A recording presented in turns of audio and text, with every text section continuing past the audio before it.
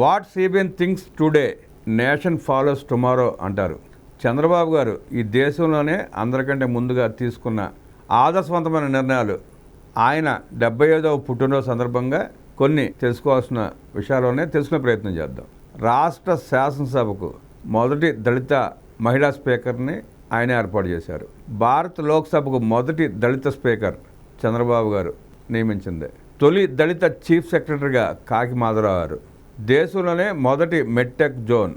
తొలిసారిగా మహిళల కోసం రాష్ట్ర మహిళా కమిషన్ ఏర్పాటు చేశారు. ఎంసెట్ ఆన్లైన్ కౌన్సిలింగ్ విధానం. ఎలక్ట్రిసిటీ రెగ్యులేటరీ కమిషన్ ఏపీఆర్సీ ఏర్పాటు. లోకాయుక్త చట్టాన్ని దేశంలో మొదటగా అమలు చేసిన తెలుగుదేశం పార్టీ.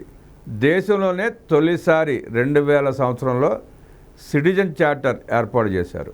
విద్యుత్ ఉత్పత్తి కోసం ఏపీ జెన్కో, విద్యుత్ సరఫరా కోసం ఏపీ ట్రాన్స్కో, విద్యుత్ పంపిణీ కోసం 4 డిస్కంలు ఏర్పాటు చేశారు. దేశంలోనే మొదటిసారి ఉర్దూ డిఎస్సి పెట్టింది చంద్రబాబు. మొదటిసారి హిజ్రాలకు పెన్షన్ ఇచ్చింది చంద్రబాబు.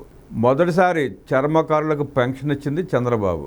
మొదటిసారి డప్పు కళాకారులకు పెన్షన్ ఇచ్చింది చంద్రబాబు. మొదటిసారి డయాలసిస్ రోగులకు పెన్షన్ ఇచ్చింది కూడా చంద్రబాబే. మొదటిసారి ఒంటరి మహిళలకు పెన్షన్ ఇచ్చింది చంద్రబాబు. మొదటిసారి మత్స్యకారులకు పెన్షన్ ఇచ్చింది చంద్రబాబు. దేశంలోనే అత్యధిక ల్యాండ్ పూలింగ్ 34,000 ఎకరాలు చేసిన మొట్టమొదటి ముఖ్యమంత్రి, చరిత్రలో నిలిచిపోయే ముఖ్యమంత్రి కూడా చంద్రబాబు గారే. దేశంలోనే నదుల అనుసంధానం చేసిన మొట్టమొదటి ముఖ్యమంత్రి చంద్రబాబు. 90స్లోనే క్లీన్ అండ్ గ్రీన్ అమలు చేసిన మొట్టమొదటి ముఖ్యమంత్రి. ఆర్టీసీలో మహిళా కండక్టర్ వ్యవస్థను తెచ్చిన మొట్టమొదటి ముఖ్యమంత్రి మన చంద్రబాబు గారే. ప్రభుత్వ విభాగాలను డిజిటలైజ్ చేసిన మొట్టమొదటి ముఖ్యమంత్రి నారా చంద్రబాబు నాయుడు గారు.